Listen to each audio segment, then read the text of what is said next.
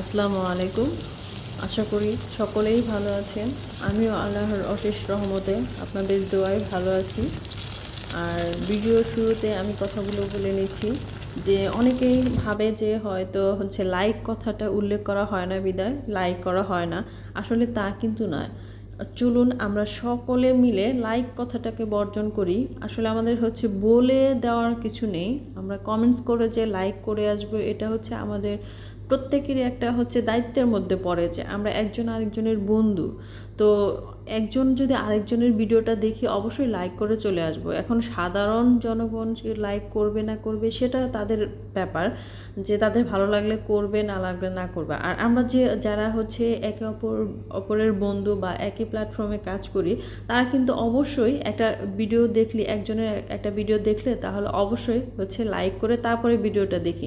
হ্যাঁ, অনেকেই ব্যতিক্রম আছেন যে ভিডিওটাতে লাইক করে না, কিন্তু তাদের উদ্দেশ্যে বলতে চাই যে আপু আপনারা যদি ভাবেন যে আপনাদের ভিডিওতে কেউ কমেন্টস করে লাইক কথাটা উল্লেখ করেনি বিধায় আপনাদের ভিডিওটাতে লাইক করেনি, তা কিন্তু না। মানে আপনাদের ভিডিওটাতে অবশ্যই লাইক করে তারপরে কিন্তু ভিডিওটা দেখে চলে আসে। তো সেই কথাই বললাম। তো এখানে আমি কিছু কাঁকরোল নিয়ে দেখতেই পারলেন যে আমি ধুয়ে ছুলিয়ে তারপর মাঝখানের অংশটা ফেলে দিয়েছি। সরি, ফেলে দেইনি, এটা রেখে দিয়েছি।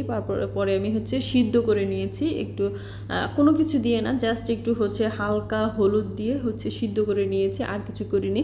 তো এখানে আমি এক পিস মাঝারি সাইজের গরুর মাংস নিয়ে তারপরে এটা আমি শিলপাতা দিয়ে ছেঁচে নিয়েছি। কেউ চাইলে ব্লেন্ডার করেও নিতে পারেন, তো আমি শিলপাতার মধ্যেই ছেঁচে নিয়েছি। আর এখন এই যে এটা সিদ্ধ করে নিয়েছি, সেটা ঠান্ডা হয়েছে। এখন বিচিগুলো ফেলে দিব। বিচিগুলো ফেলে দিয়ে তারপরে এটা হাত দিয়ে আমি চটকে নিয়েছি একটু,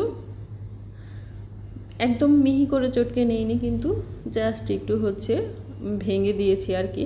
তো এখন এর মধ্যে দিয়ে দিচ্ছি যে মাংসটা রেখেছিলাম, সেই মাংসটা, আর দিয়ে দিব অল্প পেঁয়াজ কুচি আর কাঁচামরিচ কুচি। আর ঝালটা যার যার পছন্দ অনুযায়ী দিবেন, যে যতটুকু পরিমাণে ঝাল খেতে পারেন। তো আমি এখানে হাফ চা চামচের মতো আদা এবং রসুন বাটা দিলাম, আর দিয়ে দিচ্ছি অল্প হলুদ গুঁড়ো, অল্প শুকনো মরিচ গুঁড়ো, আর অল্প ধনিয়ার গুঁড়ো, জিরার গুঁড়ো দিয়ে দিচ্ছি অল্প করে। যেহেতু আমার এখানে পরিমাণটা খুবই কম, এর জন্য আমি কিন্তু পরিমাণের মানে আন্দাজের উপরে দিয়ে দিচ্ছি। তো জিরার গুঁড়ো দিয়ে দিচ্ছি গরম মশলা গুঁড়ো। এখানে হাফ চা চামচেরও কিন্তু কম দিয়েছি, কারণ খুবই কম পরিমাণে নিয়েছি। আর দিয়ে দিচ্ছি কিছু ধনিয়া পাতা। এখানে আমি বেসন দিয়েছি 2 চা চামচ, মানে 2 চা চামচটা একটু উঁচু উঁচু করেই দিয়েছি। আর দিয়ে দিচ্ছি পরিমাণ মতো লবণ। এখন সবগুলো আমি হাত দিয়ে ভালোভাবে মাখিয়ে নিব।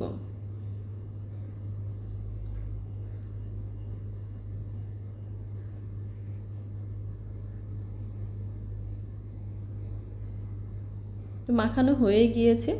এখন আমি যে কাঁকরোলের ইটা রেখেছি, পুরটা ফেলে দিয়ে রেখেছি, সে তো এর মধ্যে আমি হাত দিয়ে চেপে চেপে ভরে নিব।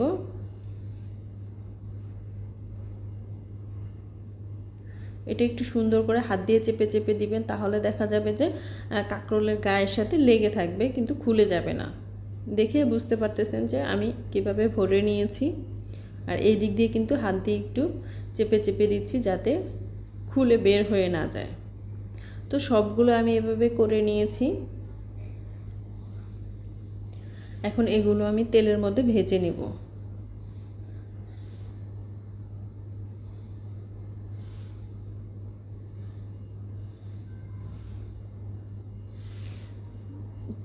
চুলায় একটা প্যানের মধ্যে তেল দিয়েছি, তার তেলটা হালকা একটু গরম হয়েছে। তো এখন এর মধ্যে আমি খুবই সাবধানে কাঁকরোলগুলো দিয়ে দিচ্ছি। আগে মাংসের যে পিঠটা ওই পাশটা ভেজে নিচ্ছে। তো এই পর্যায়ে চুলার আঁচটা কিন্তু আমি মাঝারি আঁচে রেখেছি, তারপর ঢাকনা দিয়ে ঢেকে রেখেছিলাম। তো এখন ঢাকনা দিয়ে ঢেকে আবার কিছুক্ষণ ভেজে নিব। তো এক পাশ হয়ে গিয়েছে, উল্টে দিচ্ছি।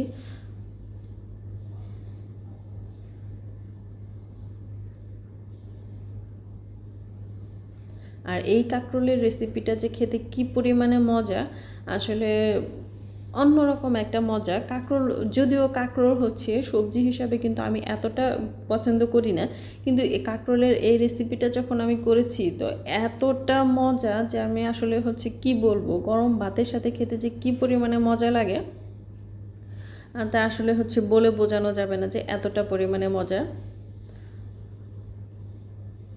আর বেশি পরিমাণে কিন্তু মাংসও লাগে না, কিচ্ছু লাগে না, যে অল্প এক পিস মাঝারি সাইজের মাংস হলে কিন্তু মাশাল্লাহ অনেকগুলা হয়ে যায়, আর সবাই কিন্তু মজা করেও খেতে পারে। তো এপাশ ওপাশ আমি হচ্ছে উল্টিয়ে ভেজে নিয়েছি, কিন্তু হয়ে গিয়েছে, নামিয়ে নিয়েছি। দেখেই বুঝতে পারতেছেন যে কতটা লোভনীয় একটা হচ্ছে কাঁকরোলের রেসিপি করেছি। আর এটা গরম ভাতের সাথে খেতে জাস্ট ওয়াও। আপনাদের যদি এই ভিডিওটি একটু পরিমাণেও কোনো অংশ ভালো লেগে থাকে তাহলে আমার চ্যানেলটিকে লাইক, কমেন্টস এবং শেয়ার করে দিন, যাতে আরও অনেক লোক দেখতে পারে। আপনাদের একটা শেয়ারে কিন্তু অনেক দূর পর্যন্ত আমি এগিয়ে যেতে পারবো, আর আপনাদের কাছে আমি এই হেল্পটুকু চাচ্ছি। আর আপনাদের হেল্প ছাড়া কিন্তু আমি একটু এগোতে পারবো না, তাই আপনাদের কাছে বারবার রিকোয়েস্ট করি যে আপনারা প্লিজ আমাকে হেল্প করেন। Thank you.